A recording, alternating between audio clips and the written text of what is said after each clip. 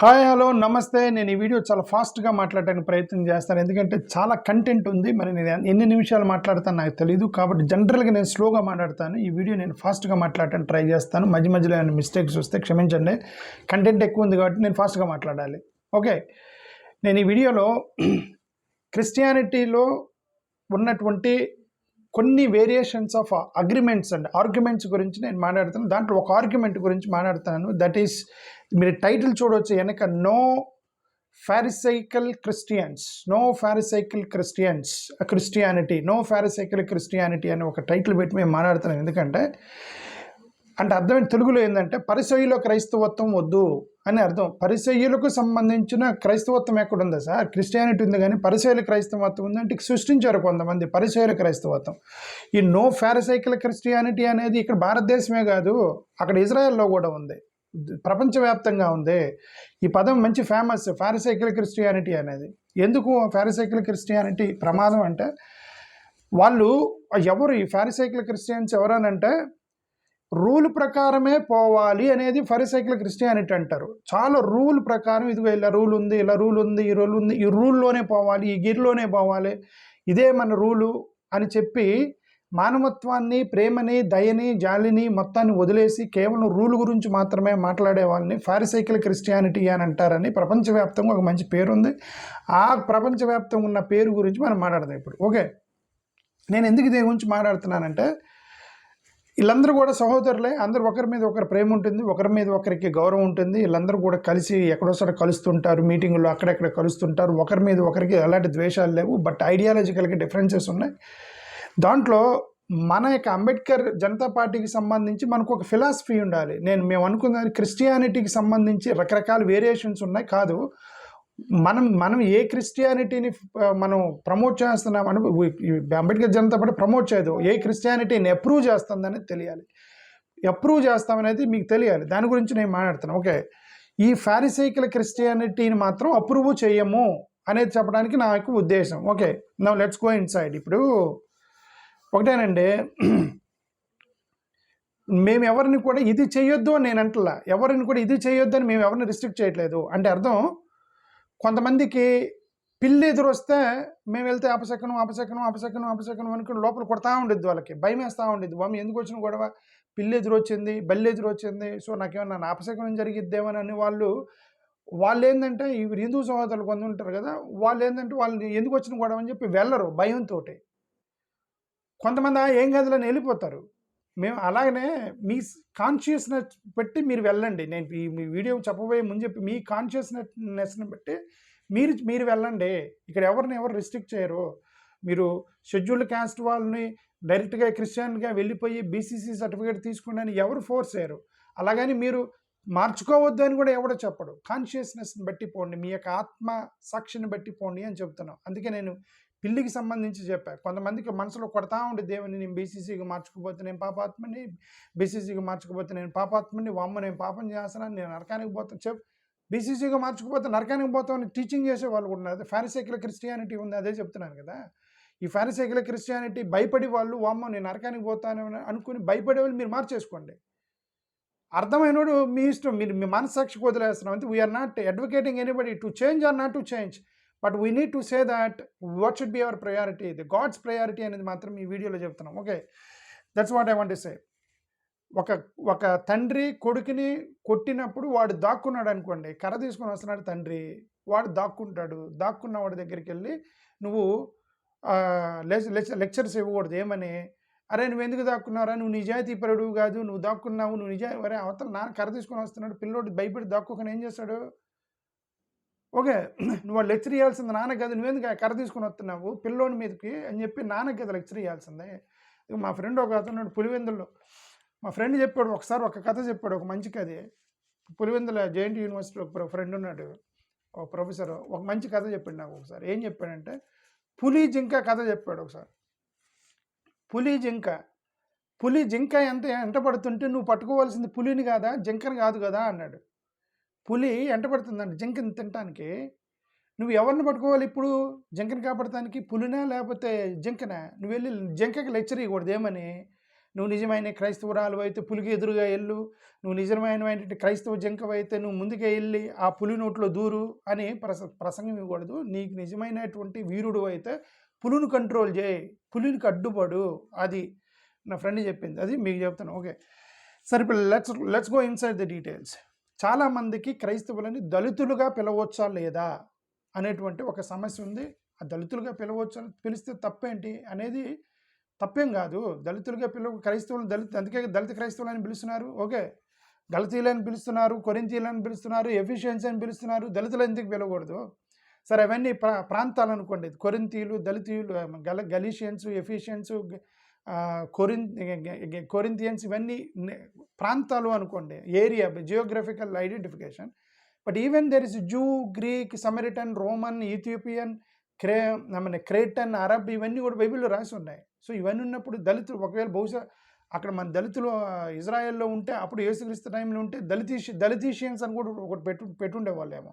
So కాబట్టి దళితులు అనే పదం మీద మీరు సైకలాజికల్గా దెబ్బతినకండి. వామ్మో మీరు దళితులు అంటే క్రిస్టియన్స్ దళితులు ఎట్ట అవుతారు, సైకలాజికల్ తీసిపడేయండి. ఫస్ట్ ఆఫ్ ఆల్ ఓకే, మీరు అణగారిన వర్గాలకు సంబంధించిన ఒక గ్రూప్గా మీకు ఇబ్బందులు ఉన్నప్పుడు you call yourself as Dalit, Dalit Hindu, Dalit Christian, Dalit Muslim. There is nothing wrong in that.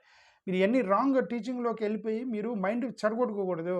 That's what we want to say. First of all బైబిల్లో ఉంది కాబట్టి మీరు ఇలానే చేయాలి అనేది ఈ యొక్క ఫారిసియన్ క్రిస్టియానిటీ, మన ఫారిసైకల్ క్రిస్టియానిటీ. మనం ఎందుకు ఫారిసైకల్ క్రిస్టియానిటీ ఎందుకన్నామంటే వీళ్ళు చేసే మొట్టమొదటి ఏంటంటే బైబిల్లో ఉంది కాబట్టి మీరు చేయాలి. బైబిల్ వాక్యాలు చూపిస్తారు, మీకు వందల వాక్యాలు చూపిస్తారు. వాక్యాలు చూపించి ఇదిగో నువ్వు ఇలా చేయాలి, ఇలా చేయాలి, బైబిల్ ఇలా ఉంది, నువ్వు తప్పు చేస్తున్నావు, పాపం చేస్తున్నావు, ఎన్ని చెప్తూ ఉంటారు. మీరు జాగ్రత్తగా ఉండాలి. ఇప్పుడు బైబిల్ ధర్మశాస్త్రాన్ని చూపించి ఇలా చేయాలి అంటే యేసుక్రీస్తు నేను చేయను అన్నాడు. నేను చేయను, మానవత్వం ముఖ్యం నాకు అన్నాడు. ఎందుకు? ఇప్పుడు ఆ వ్యభిచారంలో పట్టబడినటువంటి ఒక స్త్రీ ధర్మశాస్త్రాన్ని పట్టుకొని వచ్చారు. ఇదిగో వ్యభిచారంలో పట్టుబడితే రాళ్ళు తీసుకుని కొట్టాలన్నారు. ధర్మశాస్త్రం వాళ్ళు నిజాయితీ పరులు. ఇప్పుడు మీ గురించి నిజాయితీ గురించి మాట్లాడుతున్నారు కదా చాలామంది. ఒక గ్రూప్ ఉందండి, మనం ఇండివిజువల్గా ఎవరిని మాట్లాడుతున్నా. ఆంధ్ర తెలంగాణలో ఒక పెద్ద గ్రూప్ ఉంది, ఒక 200, 300, 500 మంది దాకా ఉంటారు వీళ్ళు. ఇది ఒక పెద్ద గ్రూప్ ఉన్నారు, వీళ్ళు ఆర్గ్యూ చేసేవాళ్ళు. ఈ ఒక పెద్ద వ్యవస్థ క్రియేట్ చేశారు వాళ్ళు. ఇప్పుడు వాళ్ళ గురించి మాట్లాడుతున్నది ఏంటంటే వాళ్ళు ఏంటంటే ఇప్పుడు వీళ్ళందరూ కూడా ఏంటంటే ఈ ఆర్గ్యుమెంట్లో ఉంటారు. ఏమని? మీరు నిజాయితీగా ఉండాలి, న్యాయంగా ఉండాలి, బైబిల్లో ఉన్న ప్రకారమే వెళ్ళాలి, బైబిల్ ప్రకారమే వెళ్ళాలి, ఇట్లా మాట్లాడుతారు. అలాగే యేసుక్రీస్తు దగ్గరకు వచ్చి ఇది మనం ఎందుకు ఫరైసికల్ క్రిస్టియానిటీ అని ఎందుకు పదం అంటే ఈ పరిసయ్యుల క్రైస్తవత్వం అని ఎందుకన్నామంటే పరిసయ్యులు క్రీస్తుతో మాట్లాడిన మాటలన్నీ వీళ్ళ మాటలు చాలా దగ్గరకు ఉంటాయి. పరిసయ్యులు క్రీస్తుతో మాట్లాడిన మాటలు ఏంటి? అది ఒక మహిళ వ్యభిచారంలో పట్టబడిన స్త్రీ దగ్గరికి వెళ్ళి ధర్మశాస్త్రం పట్టుకొని వచ్చారు. ధర్మశాస్త్రం పట్టుకొని వచ్చి ఆమె వ్యభిచారంలో పట్టుబడింది, రాళ్ళు తీసుకుని కొట్టమన్నది ధర్మశాస్త్రంలో, మేము కొడతామన్నాడు. దేవుడేమన్నాడు? వాళ్ళు నిజాయితీ పరులు, నువ్వు నిజాయితీగా ధర్మశాస్త్రం పట్టుకొని వచ్చావు, నువ్వు మంచోడివి, ధర్మశాస్త్రం ఫాలో అవుతున్నావు, రాళ్ళు తీసుకొని కొడతానికి వచ్చావు, అయినా సరే నేను నీతో ఉండను, I will be with this women అని చెప్పి ఒక పేద మహిళ దగ్గరికి వెళ్ళాడు. దేవుడు ధర్మశాస్త్రాన్ని పాటించేటువంటి నిజాయితీ పరుల దగ్గర లేడు. ఆయన ధర్మశాస్త్రాన్ని పట్టుకొని వచ్చి మేము నిజాయితీ పరులమి, నీతులు మంతులమి, బీ ఆనెస్ట్ పీపుల్ అనే దగ్గర దేవుడు లేడు.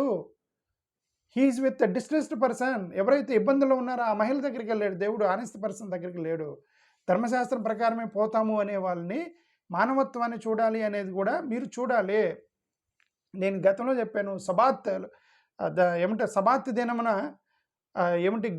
వెన్నెలు తెంచుకొని తింటుంటే అప్పుడు కూడా ధర్మశాస్త్రాన్ని పట్టుకొని వచ్చారు ఈ ఫారిసికల్ క్రిస్టియన్సే.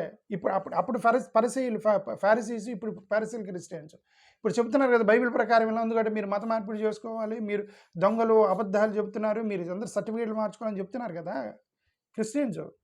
ఇప్పుడు అలాగే అక్కడ ఆ పరిశీలు అదే చెప్పారు దేవునికి ఏమని, ఇదిగోండి వెన్నులు దించుకొని తింటున్నారు, ఏంటంటే సబాత్ రోజు ఎట్ట తింటారంటే వాళ్ళు ఏమన్నారు, దేవుడు ఏమన్నాడు, ఆకలి ఎందుకు తింటున్నాడు, ధర్మశాస్త్రం కాదు, ఆకలి ఇంపార్టెంట్ అన్నాడు దేవుడు.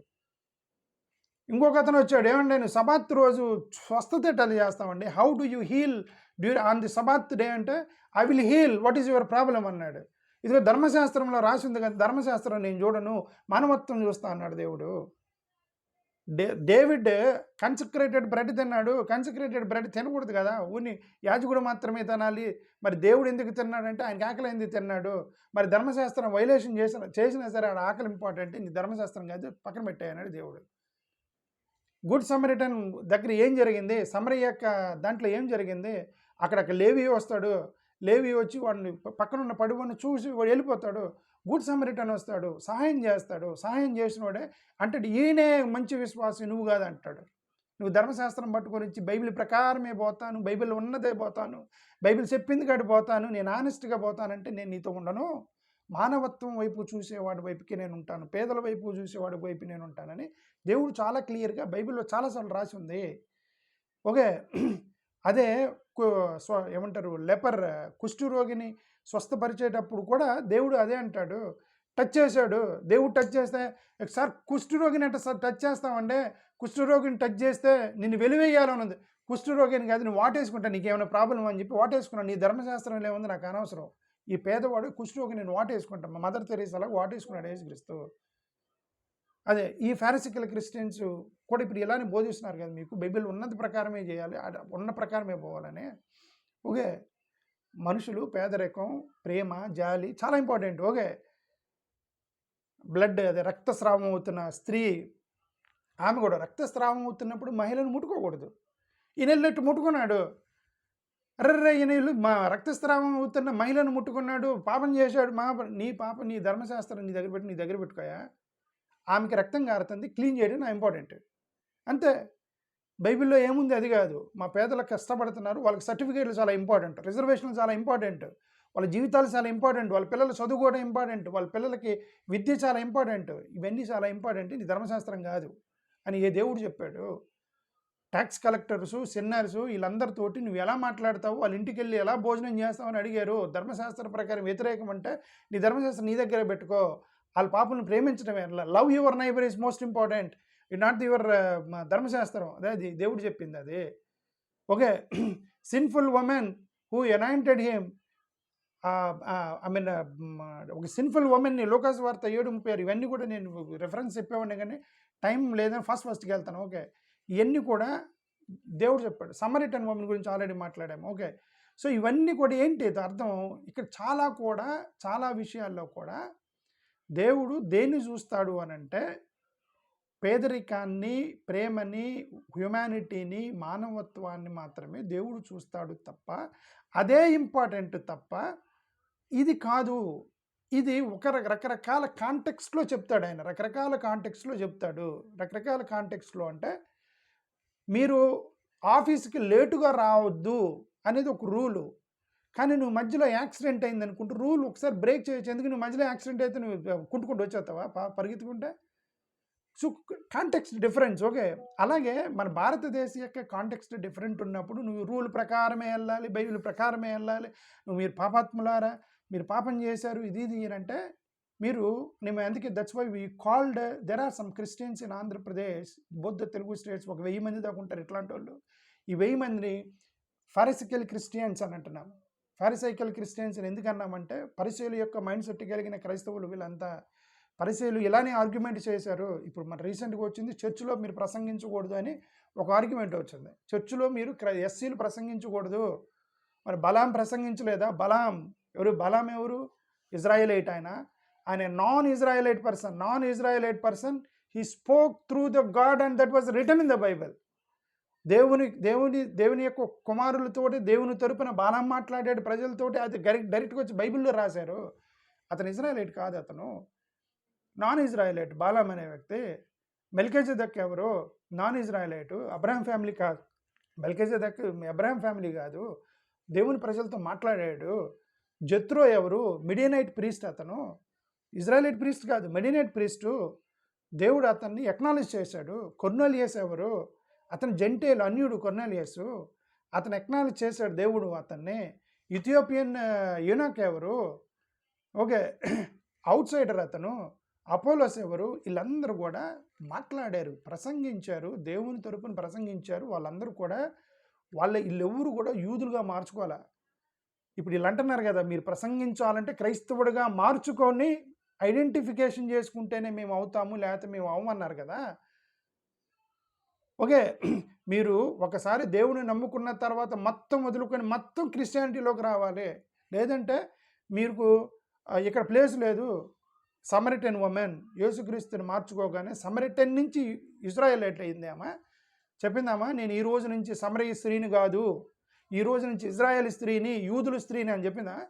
పోనీ దేవుడు చెప్పాడా, అమ్మ ఈ రోజు నుంచి నేను స్వస్థత, నీకు విశ్వాసంతో నేను రక్షణ ఇచ్చాను, నీకు ఈ రోజు నుంచి సమరయ స్త్రీవి కాదు, నువ్వు ఇజ్రాయేలీ స్త్రీవి, యూదుల స్త్రీవి అని చెప్పాడా దేవుడు? ఓకే, సమరయ స్త్రీకి చెప్పలేదు కదా. సో ఇవన్నీ ఏంటి అని అంటే వీళ్ళు ఇవన్నీ ఆర్గ్యుమెంట్ చేస్తున్నారు. వీళ్ళు సీక్రెట్ బిలీవర్స్, మీరు సీక్రెట్ బిలీవర్స్ అని చెప్పి అది కూడా చెప్తున్నారు. సీక్రెట్ బిలీవర్స్ అని మత్తయి సువార్తలో పేతురు ఏం చేశాడు? అరే పైన వచ్చి పడుతుంటే భయంతో పేతురే అబద్ధం ఆడాడు. యేసుక్రీస్తు తిరిగే పేతురే అబద్ధం ఆడాడు. పైన వచ్చి పడుతుంటే అరే వాళ్ళు కొడుతున్నారని చెప్పేసి భయం వేసింది అతనికి. భయం వేసి పేతురు అబద్ధం ఆడాడు. నికోడమస్ ఏం చేశాడు? అతను సీక్రెట్గా అతను కొద్దిగా నికోడమస్ అనే అతను కూడా రహస్యాన్ని మెయింటైన్ చేశాడు. జోసెఫ్ అరిమేతియా ఏం చేశాడు? అతను మెయింటైన్ చేశాడు. ఓకే, వీళ్ళందరూ కూడా ఏంటంటే అబ్రహాం ఏం చేశారు? జోనా ఏం చేశాడు? జోనా, అబ్రహాము, ఐజాక్ వీళ్ళందరూ ఎవరు? సీక్రెట్గా పరిస్థితులను బట్టి రహస్యంగా ఎక్కడో చోట దాక్కున్న వాళ్ళే కదా. అందుకే మనం వీళ్ళందరినీ ఫారిస్టికల్ క్రిస్టియానిటీ అని, నో ఫారసైకల్ క్రిస్టియానిటీ అని ఎందుకు అన్నామంటే క్రైస్తవత్వాన్ని మానవత్వం వైపుకి తీసుకెళ్ళండే తప్ప పరిసయ్యుల వైపుకి తీసుకెళ్ళొద్దు. క్రిస్టియానిటీని పరిసయ్యుల వైపుకి తీసుకెళ్తే ఇది ఇలా సతాయిస్తారు మిమ్మల్ని, మీ సర్టిఫికేట్లు మార్చుకోండి, పేదోడి దగ్గరికి వెళ్ళి నువ్వు నిజమైన క్రిస్టియన్ అయితే, నువ్వు నిజమైన విశ్వాసం అయితే లేచిపో, నువ్వు సర్టిఫికేట్లు మార్చుకో, లేదంటే నువ్వు నరకానికి వెళ్తామని మాట్లాడతారు ఈ పరిసయ్యులు మొత్తం కూడా. ఓకే, సో అది కరెక్ట్ కాదు అది. ఓకే, మోరోవర్ వీళ్ళు ఒక నీట్గా ఏం చెప్తున్నారంటే ఈ మధ్య మనం గవర్నమెంట్కి లోబడి గవర్నమెంట్తో కొట్లాడాలి, మీకు అన్యాయం జరిగింది ఆ విషయం మాకు తెలుసు, మనం గవర్నమెంట్కి లోబడి మీరు అందరు సర్టిఫికేట్లు మార్చుకొని ఆ తర్వాత మనం ప్రభుత్వంతో కొట్లాడాలి, వ్యవస్థలతో కొట్లాడాలి, కానీ మీరు అబద్ధం ఆడకూడదు అంటారు. ఈ చెప్పేవాళ్ళు ఎవరు కూడా యాక్చువల్గా అది చేయరు. ఇప్పుడు చాలా ఆర్గనైజేషన్స్ ఉన్నాయి. Catholic Bishops Council of India, National Council Churches of India, మొత్తం చదువుతున్నాయి, CBCI, NCCI, NCDC, All India Christian Council, Church of South India, Church of North India, National Campaign on Dalit Human Rights, Peoples Union for Civil Liberties, National Dalit Christian Watch, Communist Party of India, Marxist, Viduthalai, VCK Party, Bahujan Samajwadi Party, Andhra Pradesh Legislative Assembly, Tamil Nadu Assembly, Justice Ranganath Mishra Commission, Justice KG Balakrishnan, John దయాలు, Joseph డిసౌసా, Martin మెకాను, Ram Vilas పాస్వాను, వీళ్ళెవరు, రామ్దాస్ అథవాలే, ఎన్ Chandrababu Naidu, Jaganmohan Reddy, Rajasekhar Reddy, bishop Jaising Prabhakar, ఖాతిరు, వీళ్ళందరూ కూడా దళిత క్రైస్తవులకు అన్యాయం జరిగిందని reservations మీకు ఇవ్వాలి అని చెప్పి పెట్టినటువంటి వ్యక్తులు వీళ్ళు. వాళ్ళు నిజంగానే వాళ్ళు అసెంబ్లీలో ఇవన్నీ తీర్మానం చేసి పంపించారు ఎక్కడికి, కేంద్రానికి పంపించారు వీళ్ళందరూ కూడా. అంటే ఏంటి అర్థం? వీళ్ళందరికీ కూడా మానవత్వం ఉంది. నేను చెప్పిన వాళ్ళందరికీ కూడా మానవత్వం ఉంది, ఆలోచించారు. మనకి ఇప్పుడు ఎవరైతే మీరు సర్టిఫికేట్లు మార్చుకోవాలని ప్రసంగిస్తున్నారో వీళ్ళెవరు కూడా ఈ ఆర్గనైజేషన్స్లో భాగం కాదు. వాళ్ళు నిజంగా వాళ్ళు ఏం చెప్తున్నారు? మీరు ముందుగానే మీరు మార్చుకోండి, మనం గవర్నమెంట్తో కొట్లాడదామన్నారు కదా, మీరు మార్చుకోండి గవర్నమెంట్తో కొట్లాడదామని ఎవరు కూడా ఈ కొట్లాడే ఆర్గనైజేషన్లో భాగం కాదు. వాళ్ళు నిజంగా కొట్లాడే భాగం అయితే అరే నిజంగా అన్నోళ్ళు చాలా ఆనెస్ట్ రాబాయ్, అన్నోళ్ళు చెప్తున్నారు మన సర్టిఫికేట్లు మార్చుకుంటే అన్నోళ్ళు కొట్లాడి మనకి రాజ్యాంగం మనకి సాధిస్తారట, దళిత క్రైస్తవ రిజర్వేషన్ అని అనుకోవచ్చు. వీళ్ళు ఊరికే ప్రసంగాలు చేస్తున్నారు తప్ప ఒక్కరు కూడా ఈ ఆర్గనైజేషన్స్ భాగం కాదు. International supporters, world council of churches, Christian conference of Asia, international Dalit solidarity network, Amnesty international, human rights watch, United nations committee వాళ్ళు, ఇవన్నీ కూడా చాలా ఉన్నాయి. ఈ ఏట్లో కూడా వాళ్ళు భాగస్తులు కాదు. వాళ్ళు ఊరికే ప్రసంగం చేస్తున్నారు. బైబిల్ ప్రకారం మీరు మత మార్పిడి చేసుకున్నందుకు that's why you call them as no pharisaical Christianity please. We request you, no pharisaical Christianity. పరిసయ్యుల క్రైస్తవత్వం వద్దు. పరిసయ్యులు క్రైస్తవత్వం ఎందుకున్నాం? పరిసయ్యులు ఏం చేస్తారంటే వాళ్ళకి 4 లక్షణాలు ఉంటాయి పరిసయ్యులకి. ఒకటి హిపోక్రసీ, వేషధారణ ఉంటుంది. రెండోది లీగలిజం, ఎప్పుడు లా గురించి మాట్లాడతారు. మూడోది సెల్ఫ్ రైచియస్నెస్, మేమే నీతివంతులమి, మీరందరూ పాపాత్ములనే ఫీలింగ్ బతుకుతూ ఉంటారు. నాలుగోది షోమ్యాన్షిప్, వాళ్ళ ప్రజల ముందు వచ్చి మేము చాలా నీతిమంతిగా కనబడాలని ప్రయత్నం చేస్తూ ఉంటారు. ఈ పరిసయ్యులు చేసేటువంటి పని. ఈ పరిసయ్యులు ఎలాగే ఫస్ట్ ఆఫ్ ఆల్ హిపోక్రసీ గురించి మాట్లాడదాం.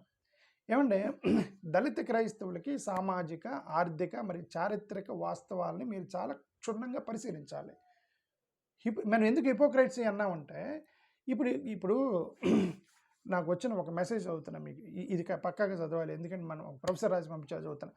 దళిత క్రైస్తవ సామాజిక, ఆర్థిక మరియు చారిత్రక వాస్తవాలను సమగ్రంగా పరిశీలించకుండా వారిపై మోసం లేదా అనైతిక ప్రవర్తన ఆరోపణ చేయడం రాజ్యాంగబద్ధమైన చర్చకు సహకరించదు.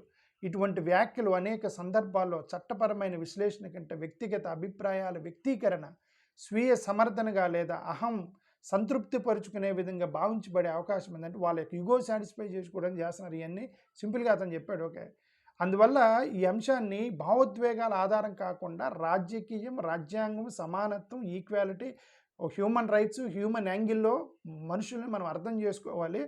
మన యొక్క అహంభావంతో మనం అర్థం చేసుకోకూడదు. బైబిల్ని పేదలని పేదలుగానే చూడాలి అనేది ప్రొఫెసర్ గారి యొక్క ఇది. ఓకే, దళిత క్రైస్తవుల పరిస్థితిని విమర్శించేవాళ్ళు వారి విద్య, ఉపాధి, జీవనోపాధి, కుటుంబ భద్రత, ఆర్థిక భద్రత ఇవన్నీ ఇవ్వడానికి సిద్ధంగా ఉన్నారంటే మళ్ళీ దానికి లేరు.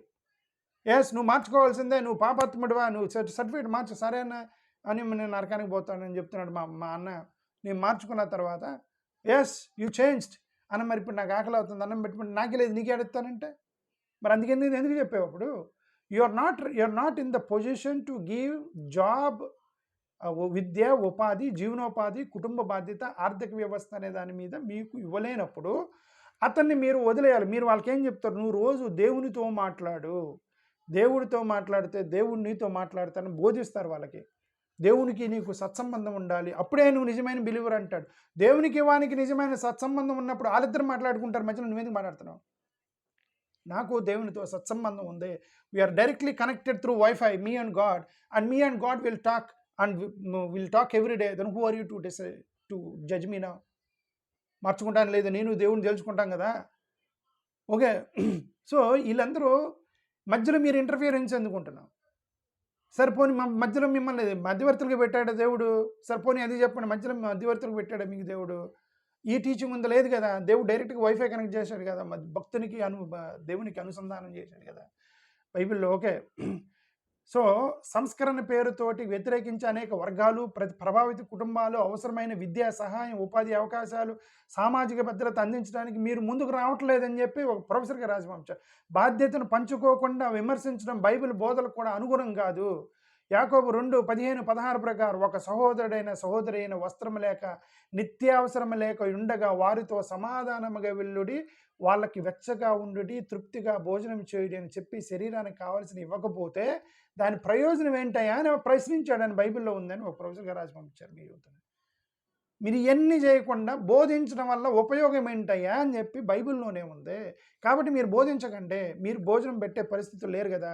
మీ పని మీరు చేసుకుని మీ భోజనాలు మీరు తినండి, ఆడి భోజనం వాడు తింటాడు, గవర్నమెంట్ ఇచ్చిన దాంట్లో మీరు టీచ్ చేయకండి అనేది. సో ఇది ఫస్ట్ వేషధారణ అనేది, that's hypocrisy is first fundamental principle of pharisaical Christian.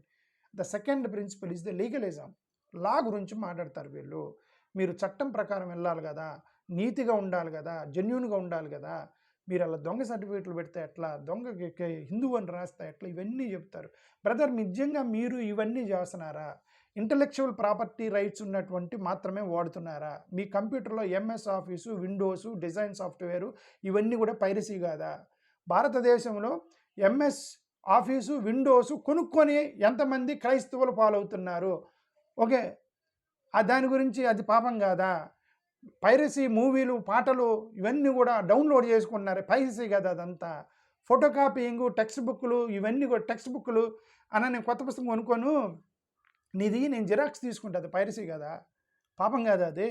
Research పేపర్స్ని నువ్వు వేరే వాడి చేత రాయించుకొని నీ పేరు రాసుకోవడం కాపీ కదా. ఆన్లైన్ కంటెంట్ కాపీ చేయటం, గూగుల్లో నుంచి డౌన్లోడ్ కొట్టేసేదాం, నీ ప్రసంగం లాగా నువ్వు ప్రసంగం వేయటం, ఏదో చార్జిపీటీలోని ఎక్కడ తీసుకొని నీ ప్రసంగం లాగా నువ్వు పెద్ద ఇంటలెక్చువల్ లాగా చెప్పడం, అది పాపం కాదా? ట్యాక్స్ రిలేటెడ్ అనైతికల్ ప్రాక్టీసెస్ చేస్తుంది, అది పాపం కాదా? మీరు ట్యాక్స్కి సరిగ్గా కట్టకుండా, జిఎస్టీ బిల్స్ సరిగ్గా వాడకుండా ఇవన్నీ చేయడం పాపం కాదా? కన్జ్యూమర్ రిలేటెడ్ అనైతికల్ ప్రాక్టీసెస్ చేయడం పాపం కాదా? ట్రాఫిక్ సిగ్నల్స్ ఇవన్నీ జంప్ చేయడం పాపం కాదా? నేను ఫాస్ట్గా వెళ్తాను. ఎన్విరాన్మెంటల్ ఇర్రెస్పాన్సిబిలిటీ చేయడం పాపం కాదా? ప్లాస్టిక్ బాటిల్స్ ఎక్కడెక్కడ విసిరేయడం పాపం కాదా? గ్యార్బేజ్ పబ్లిక్లో మొత్తం వేయడం పాపం కాదా? రివర్స్ అటన్నిటిని మీరు డస్టీ చేయకూడదు అనేది పాపం కాదా? వర్క్ ప్లేస్లో ప్రొఫెషనల్ ఎథిక్స్ పాపం కాదా? మిగతా వాళ్ళు పని చేస్తే నువ్వు దాన్ని నేనేదో చేసినట్టుగా నీకు క్రెడిట్ తీసుకోవటం, మీ వాళ్ళ దగ్గర చిన్నపిల్లల చేత పని చేయించి నేను చేశాను చెప్పండి పాపం కాదా? Fake attendance, proxy attendance, bribe, commission ఇవన్నీ పాపాలు కాదా? అకాడమిక్ ఇదేంటిది అకాడమిక్ డిజానెస్టీ అనేది పాపం కాదా? ఎగ్జామ్లో కాపీలు కొట్టడం ఇవన్నీ పాపాలు కాదా? ట్రావెల్ ఇమ్మిగ్రేషన్ ఈ యొక్క భక్తులు మొత్తం కూడా విదేశాల నుంచి వాళ్ళు ఎక్కడి నుంచి ఎట్లా వస్తారు, టూరిజం మీద వచ్చేసి ఇక్కడ స్పీకర్లు ఇస్తుంటారు. వీళ్ళు విదేశాలకు వెళ్ళేటప్పుడు నువ్వు ఎందుకు వెళ్తున్నావు అంటే టూరిస్ట్కి వెళ్తాను, కానీ అక్కడ ప్రసంగాలు ఇవ్వడానికి పోతున్నారు. ఓకే, చాలామంది మిషనరీస్ అక్కడ ఇక్కడ ఉండి మీరు ఎందుకు చేస్తున్నారంటే మేము చూడటానికి వచ్చామని చెప్పి మీరు ఎక్కడ వెళ్ళి మిషనరీ వర్క్ చేస్తున్నారు. ఇవన్నీ కూడా పాపాలు కాదా? రిలీజియస్ అండ్ సోషల్ ఎథిక్స్ ఇవన్నీ పాపాలు కాదా? డిజిటల్ ఎథిక్స్ ఇవన్నీ పాపాలు కాదా?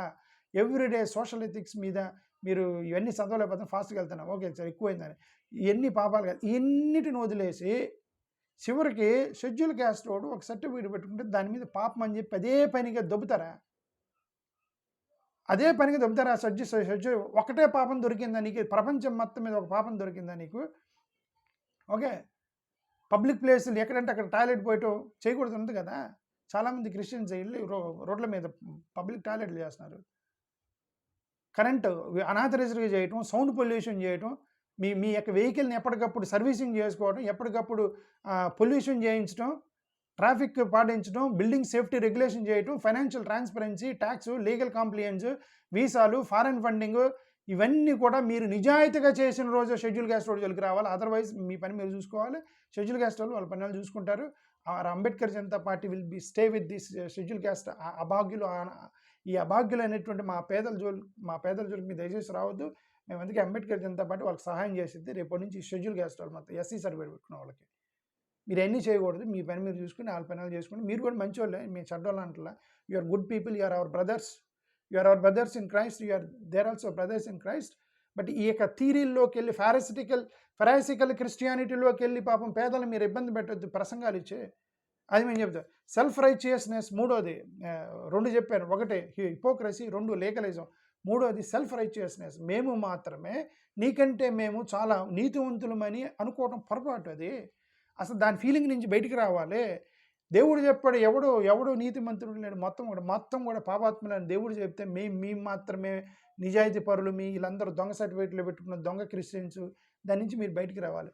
ఒక ప్రొఫెసర్ రాసిన చదువుతున్నా, దళిత క్రైస్తవుల పైన మీకేదో ఆధ్యాత్మిక అధికారం ఉన్నట్టు భావించి వేల మంది తోటి వారిని నీవు స్పష్టంగా అనుభవించని లేదా అర్థం చేసుకోలేని పేదరికం, వివక్ష వంటి వాటిని చులక చూస్తూ వారి దేవునికి అవిధేయులని క్రీస్తును నమ్ముకుంటున్నారని పబ్లిక్గా ముద్ర వేస్తూ అది వారికి అవమానకని గ్రహించలేక వారిలో కలెక్టివ్ లేని గిల్ట్ని సృష్టిస్తూ పదే ఎలా రాస్తామని ఒక్క పాయింట్ని పట్టుకొని మిగతావన్నీ వదిలేసి ఆ చట్టం ఒక పక్క అన్యాయమే అంటూ ఇంకొక పక్క నీతిగా ఉండాలని మాత్రమే బోధిస్తున్నామని మీరేదో దేవునికి గొప్ప విధేయులు అన్నట్టుగా నటిస్తూ పరిశుద్ధులమని బైబిల్కు మూలసూత్ర పాప స్వభావాన్ని వ్యక్తీకరిస్తూ మీరు పాపరహిత స్వభావాన్ని చాలా ఉంది. అల్టిమేట్గా ఆయన చెప్పదలుచుకుంది ఏంటంటే మేమేదో బాగా పరిశుద్ధులమని ఫీలింగ్లోకి వెళ్ళి వీళ్ళని పొదుగుకులు మీరు పాపత్వం అని తిప్పకండి. Self righteousness is very dangerous. అదేమంటే మీరు దాక్కుంటున్నారు ఏమంటారు, అదేమంటే మీరు దాక్కుంటున్నారండి. దాక్కునేదేంటే దాక్కున్నారంటే అందరు దాక్కున్నారు. యేసుక్రీస్తు చిన్నప్పుడు యేసుక్రీస్తుని ఆ ఏరోదు రాజు, అరే నీకే ఎవరో ఒక రాజులకు రాజు పుట్టంటే నేనే రాజు అయితే నాకు రాజు ఎవరు చంపేంటారు చిన్నపిల్లలు అంటే యేసుక్రీస్తునే తీసుకెళ్ళి దాక్కు పెట్టారు. మోషే 3 నెలలు దాచిపెట్టారు. మోషే మిడియన్లో దాక్కున్నాడు. జోసెఫ్ అక్కడ దాక్కున్నాడు కొంతకాలం. జోసెఫ్ కూడా దాక్కున్నాడు కొంతకాలం. రూత్ ఏం చెప్పింది, నేను ఏమని చెప్పింది, బోయజ్ సీక్రెట్గా వెళ్ళి బోయజ్ని కలిసింది. క్వీన్ ఎస్తేరు అసలు నేను యూదురాలని చెప్పింది, అమ్మ యూదురాలు కాదు, క్వీన్ ఎస్తేరు అసలు యూదురాలు కాదు, నేను యూదురాలు అని చెప్పింది. డేవిడ్ ఈయన ఏం చేశాడు అక్కడ,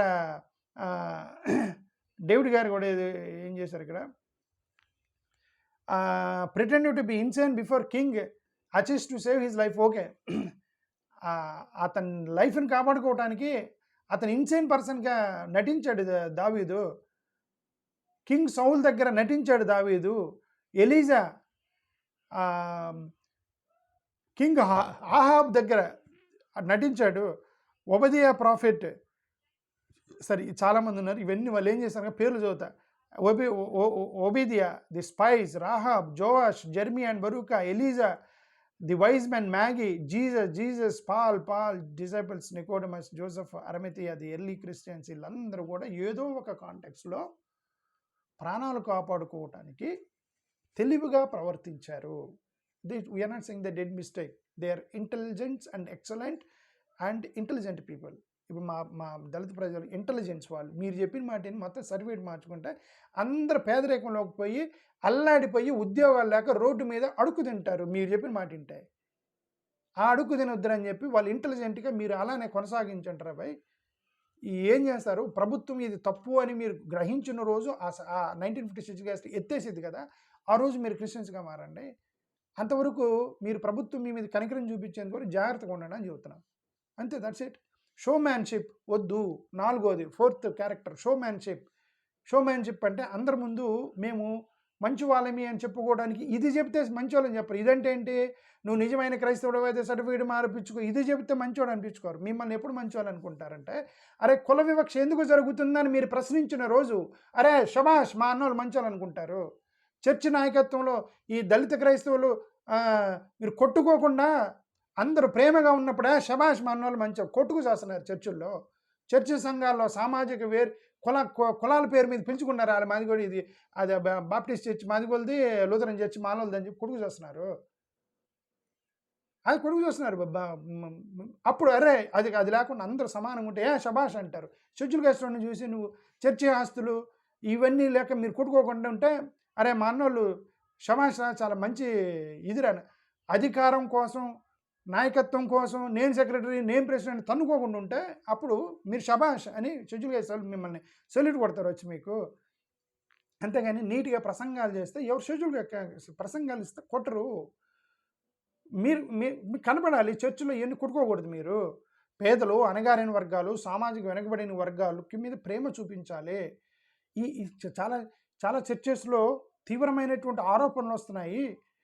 చర్చి సంఘాల్లో ప్రజాస్వామ్య పద్ధతిలో బాధ్యత తీసుకొని సభ్యుల్ని వాళ్ళను కూడా కలుపుకొని పోయి ప్రజలకు సేవ చేయండి, పక్కనున్న దళిత కాలనీలకు సేవ చేయండి, అప్పుడు శబాష్ అంటారు మిమ్మల్ని.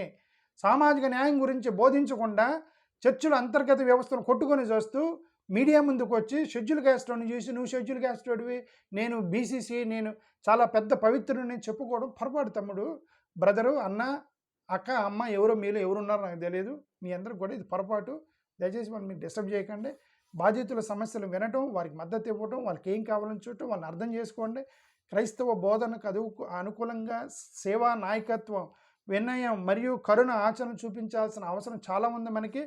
సో ఫైనల్గా ఇతరులపై నైతిక తీర్పులు ఇవ్వడానికి ముందు స్వీయ సంస్కరణ, సెల్ఫ్ సెటిల్మెంట్, ఏమంటారు, సెల్ఫ్ ఎగ్జామినేషన్, ఆత్మ పరిశీలన మీరు చేసుకోవాలి పక్కవాడి మీద వేసేటప్పుడు. ఫైనల్గా నేను చెప్తాల్సుకుంది ఏంటంటే, బ్రదర్స్, ఎవరైతే మనల్ని ఇబ్బంది పెడుతున్నారో మీరు వాళ్ళందరూ మన మాలామాదిగోళ్ళే, వాళ్ళకంత సీన్ లేదు. నేను చెప్తాల్సుకుంది వాళ్ళందరూ మన మాలామాదిగోళ్ళే. ఊరికే వాళ్ళు మీ గురించి మేము బీసీలు అని చెప్పుకుంటున్నారు. బీసీసీకి మారినంత మాత్రం వాళ్ళు కూడా మాలామాదిగోళ్ళే, అది గుర్తుపెట్టుకోండి. మీకేమీ లేదు. మన అన్నోళ్ళే, ప్రేమ కలిగిన వాళ్ళు, మంచోళ్ళు. వాళ్ళందరూ చెడ్డోళ్ళు కాదు, మంచోళ్ళే, మన అన్నోళ్ళే. ఓకే, కాదు ఏంటంటే ఈ పరిశీలి యొక్క మైండ్ సెట్లోకి వెళ్ళిపోయి మనం డిస్టర్బ్ చేస్తున్నారు. ఓకే, మీరు కొనసాగుతూ ఉండండి. ప్రభుత్వం మారేంత వరకు మీరు జాగ్రత్తగా ఉండండి. మీ ఉద్యోగాలు, మీ పిల్లలు, మీ భవిష్యత్తు, పిల్లల భవిష్యత్తు, మీ యొక్క ఉద్యోగం, మీ యొక్క విద్య చాలా ఇంపార్టెంట్. ఎస్సీ సర్టిఫికేట్ చాలా ఇంపార్టెంట్. మీకు ప్రభుత్వం యొక్క సహాయం లేకుండా మీరు పైకి రాలేరు. ప్రభుత్వం అనేదే మనకు సహాయం చేయాలి. ప్రభుత్వ బాధ్యత మనకు సహాయం చేయటం. మధ్యలో మతాన్ని ఇరికించేసి వాళ్ళు మిమ్మల్ని ఇబ్బంది పెడుతున్నప్పుడు తెలివిగా ఉండి మీరు జస్ట్ ప్రభుత్వ సహాయంతో పేదరికం నుంచి పైకి వచ్చి దేశానికి సేవ చేయండి, సమాజానికి సేవ చేయండి, మీకు సేవ చేయండి, మీ కుటుంబానికి సేవ చేయండి, దాంతోపాటు మీ చర్చకు కూడా సేవ చేయండి. వాళ్ళు అంటున్నారు కదా మీ చర్చ్ మాకు అవసరం లేదని. అవసరం లేదు, మీరు వేరే చర్చికి వెళ్ళండి, సింపుల్గా అంతే. కాబట్టి వాళ్ళు కూడా, మన అన్నోళ్ళు కూడా, మేము బీసీసీగా మార్చుకున్నాం కాబట్టి మేము మాలామాదిగలమి కాదు అని వాళ్ళ ఫీలింగ్లో ఉన్న అల్టిమేట్గా వాళ్ళు మాలామాదిగలే మనోళ్ళే, మీరేం భయపడకండి. థ్యాంక్ యూ, నమస్కారం.